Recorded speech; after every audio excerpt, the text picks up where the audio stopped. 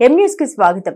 నియోజకవర్గంలో వందలాది ఎకరాల ప్రభుత్వ భూమి కబ్జాకు గురవుతుంటే పట్టించుకునే అధికారులు పేదవాడికి 1 సెంటు భూమి ఇవ్వడానికి ఎందుకు నిర్లక్ష్యం వహిస్తున్నారని, పేదవారికి ఇళ్ల స్థలాలు ఇవ్వాలని 3 రోజులుగా నిరాహార దీక్ష చేస్తుంటే ప్రజా ప్రతినిధులు గాని అధికారులు గాని కనీసం స్పందించలేదని, సాయంత్రంలోగా స్పందించకపోతే రేపటి నుండి అమర నిరాహార దీక్ష చేపడతామని సిపిఐ పిఠాపురం కార్యదర్శి సాక రామకృష్ణ హెచ్చరించారు. ప్రభుత్వ భూమి పరిరక్షణ, పేదలకు, మున్సిపల్ కార్మికులకు చిత్రాడ ఈబీసీ కాలనీ, పిఠాపురం జగ్గ చెరువు కాలనీలో ఇళ్ల స్థలాలు ఇవ్వాలంటూ సిపిఐ కార్యదర్శి సాక రామకృష్ణ ఆధ్వర్యంలో పలువురు పేదలు, మున్సిపల్ కార్మికులు స్థానిక తహసీల్దార్ కార్యాలయం ఎదుట సోమవారం నుండి చేపట్టిన రిలే నిరాహార దీక్షలు 3వ రోజు కూడా కొనసాగాయి. ఈ సందర్భంగా సాక రామకృష్ణ మీడియాతో మాట్లాడారు. ఈ కార్యక్రమంలో ముత్యాల అప్పారావు, చిటికల దాసు, లంక ప్రసాద్, శీలం వరలక్ష్మి, రాయలపు భద్రమ్మ తదితరులు పాల్గొన్నారు.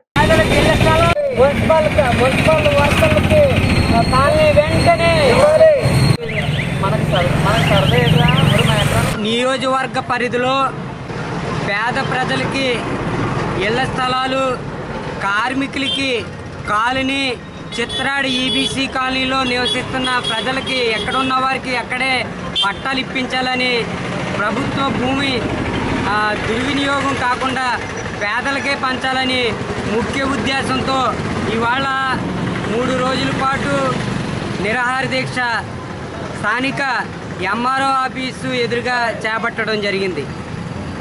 ఇది 3వ రోజు చేరుకున్నా కూడా అధికారులు ఇక్కడ ఏం జరుగుతుంది, ఏంటి అసలు విషయం ఏంటన్నది కూడా అధికారులు అడగకుండా నిర్లక్ష్యంగా వ్యవహరిస్తున్న తీరుకు మేము సిపిఐ పార్టీగా దాన్ని ఖండిస్తూ ఉన్నాం.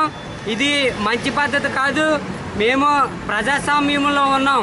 ప్రజాస్వామ్యంలో ప్రజా సమస్యలు అధికారుల దృష్టికి తీసుకురావడం అనేది ఒక పద్ధతే. అది తీర్చవలసిన బాధ్యత అధికారులకు ఉంది. మీరు 3 రోజులు ఇలా దీక్ష చేస్తున్నా కూడా మీరు రాకపోవడంతో మీ ఉద్దేశం ఏంటని ఈ దీక్ష ద్వారా అడుగుతూ ఉన్నాం. ఇప్పుడు మేమేం అడుగుతూ ఉన్నాం, మున్సిపల్ రంగంలో పనిచేస్తున్న కార్మికులకి కాలనీ ఒకటి కావాలని అడుగుతున్నాం. ఇది ఇవాళ వందలాది ఎకరాలు కబ్జాకి గురవుతూ ఉన్నాయి. 1 సెంటు భూమి, సెంటున్నర భూమి కార్మికులకి ప్రకటిస్తే ఏం పోయిందని ఇవాళ మేము అడుగుతూ ఉన్నాం. ఈబీసీ కాలనీలో ఇంచుమించుగా 20-25 సంవత్సరాల నుంచి కాపురం ఉంటున్నారు. అక్కడి నుంచి వేరే చోటుకు పంపించాలన్న ప్రయత్నం చేస్తూ ఉన్నారు. ఇది ఒక 3 సంవత్సరాలు గడిస్తేనే అద్దె కొంపలో ఉన్న వాళ్ళు బయటికి వెళ్ళడానికి ఒప్పుకోరు. అలాంటిది 25 సంవత్సరాలు కాపురం ఉంటూ వేరే చోటుకి వెళ్ళమంటే పిల్లలు చదువుకుంటారు, స్థానికంగా స్థిరపడి ఉంటారు, ఆర్థికంగా వేరే చోటుకి వెళ్ళి ఏం చేయాలో కూడా వాళ్ళకి అర్థం కాదు. వేరే చోటుకి వెళ్ళి ఉపాధి ఎలా పొందగలుగుతారు. అందుకని వాళ్ళకి స్థానికంగా ఇవ్వాలన్నదే మేము ఈ దీక్ష ద్వారా తెలియజేస్తూ ఉన్నాం. అందుకని ఇంకా జగనన్న కాలనీలో ఎవరైతే లబ్ధిదారులు, ఇంకా బాధితులు ఎవరైతే ఉన్నారో వాళ్ళందరికీ వెంటనే ఆన్లైన్ చేసి వీళ్ళతో పాటే ఇప్పుడు ఇస్తున్న వాళ్ళతో పాటే భూములు చూపించాలని మేము ప్రధాన డిమాండ్గా చేస్తూ ఉన్నాం.